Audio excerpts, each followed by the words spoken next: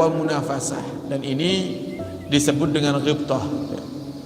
Ghibtah, ghibtah itu sebenarnya artinya bahagia, surur, ya. Kebahagiaan. Wa munafasah, munafasah itu persaingan, ya. Persaingan. Oh, dia tokonya rame, saya harus rame. Nah, itu persaingan. Tapi tidak berharap toko dia sepi, enggak. Kalau dia saja bisa tokonya rame, masa saya tidak bisa? Saya harus bisa. Tapi kita tidak berharap toko dia sepi. Itu namanya ghibtah atau munafasah. Fa'amal awal, maka keadaan yang pertama, kata yang Ghazali, faharam, hukumnya haram. Kalau kita ngelihat ada orang senang kok kita sakit hati, itu namanya dengki dan hukumnya haram. Allah Ta'ala, Allah katakan dalam Al-Quran surat An-Nisa, am yahsuduna an-nasa ala ma atahumullahu min fadlih. Kok bisa mereka itu tidak suka, dengki? Kalau mereka, kok bisa mereka itu dengki kepada manusia-manusia yang mereka mendapatkan anugerah-anugerah daripada Allah Subhanahu wa Ta'ala. Lu yang ngasih ini Allah. Kalau kita tidak terima, kalau ada orang lain senang, berarti kita tidak terima dengan ketentuan Allah. Seakan-akan kita katakan kepada Allah, ya Allah, salah ini. Harusnya mobil itu bukan untuk dia, tapi untuk saya. Lu ngatur Allah. Ngatur Allah. Berarti kita sudah kurang ajar sama Allah. Allah yang memiliki segalanya, Allah yang punya hak untuk membagikan daripada anugerahnya kepada siapa? Kepada siapapun yang Allah kehendaki. Tidak ada satupun makhluk yang bisa mengatur cara Allah membagi anugerah-anugerahnya. Dan beda-beda para hadirin. Setiap manusia itu kebutuhannya beda-beda. Kalau keinginan kita itu bukan kebutuhan, terkadang keinginan kita ini terkadang bukan kebutuhan, tapi karena hawa nafsu saja. Masih punya kendaraan yang bisa jalan, kepingin yang baru, itu kan hawa nafsu.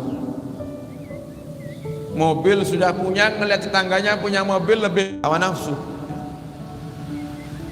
Jadi kata Imam Ghazali, yang pertama, keadaan pertama tadi, jadi kita kalau ngelihat orang dapat nikmat antara dua itu, antara iri atau kita pingin, Yang pertama iri, haram hukumnya. Wa qalat ummul mukminin Safiyah, dan berkata ya, Sayyidah Safiyah kepada Nabi kita Muhammad sallallahu alaihi wasallam, jaa abi wa ammi min indika yauman, ya Rasulullah, pernah ayah dan pamanku itu datang kepadamu. Kata Sayyidah Safiyah kepada Nabi, ya Rasulullah, pernah, wahai suamiku Rasulullah, pernah ayah dan pamanku itu datang kepadamu. Setelah mereka berdua pergi, mereka berdua berbincang. Faqala abi li ammi, ayahku berkata kepada pamanku, ma taqulu fihi, apa pendapatmu tentang Muhammad?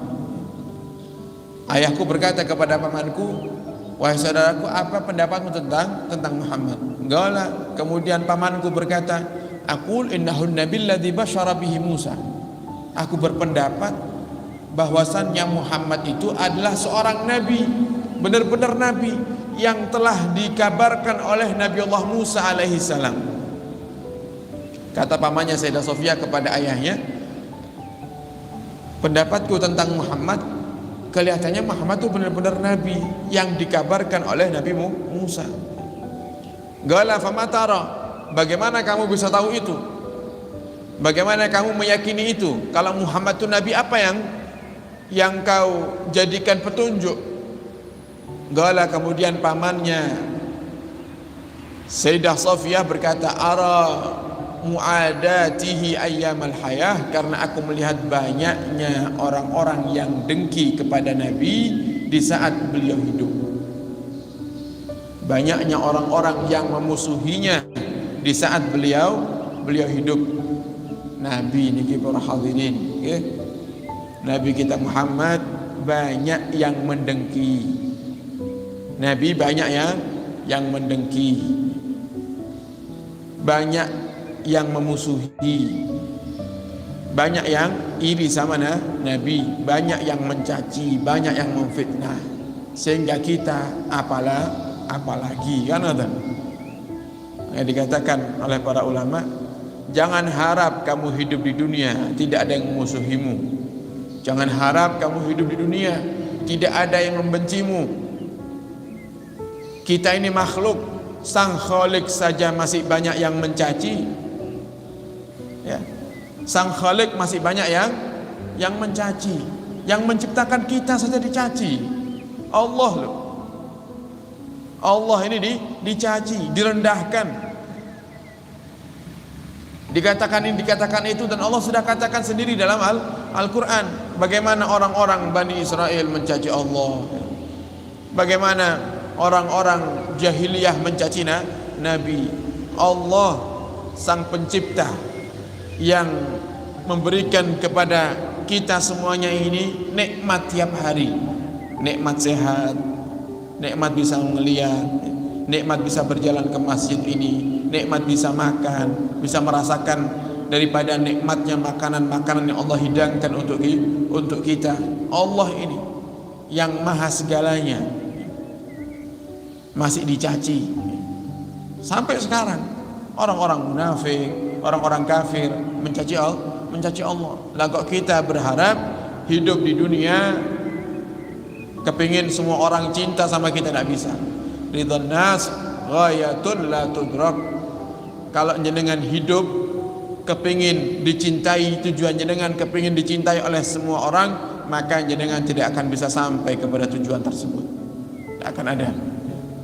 Sehingga lihat, jadi jangan pernah berharap untuk selalu dicintai orang, jangan pernah berharap untuk selalu disukai orang, berharap untuk tidak satupun orang yang mencaci kita, merendahkan kita, tidak ada. Pasti ya, ada. Siapapun dia, sebaik-baik apapun dia pasti ada yang tidak suka.